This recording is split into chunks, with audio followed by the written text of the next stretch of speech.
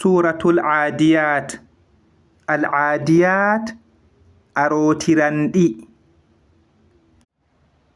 Bismillahirrahmanirrahim. Be inde Allah endowo kinnotoɗo. Wal adiyati dabha e arotirandi lahaki. Fal muriyati qadha nden kuɓɓiroji kestuki.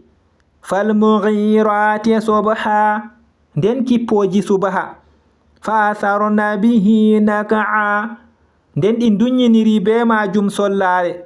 Fa wasatna bihi jam'a nden ɗi cakɗiri be majum mobgal. Innal insana li rabbihi lakanud.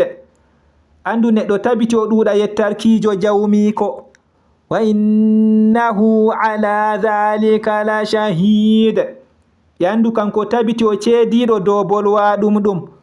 Wa innahu li hubbil khayri la shadid. Yandu kanko tabiti o catuɗo ha yidgo hayru. Afala ya'lamu idha bu'thira ma fil qubur. Yalika nden o andana nde tawe ko woni nder genale fu nyama.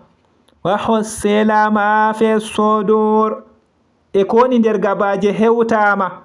Inna rabbahum bihim yawma idhin la khabir. Andu jawmiɓe nyalde nden tabiti o kumpitiɗo ɓe.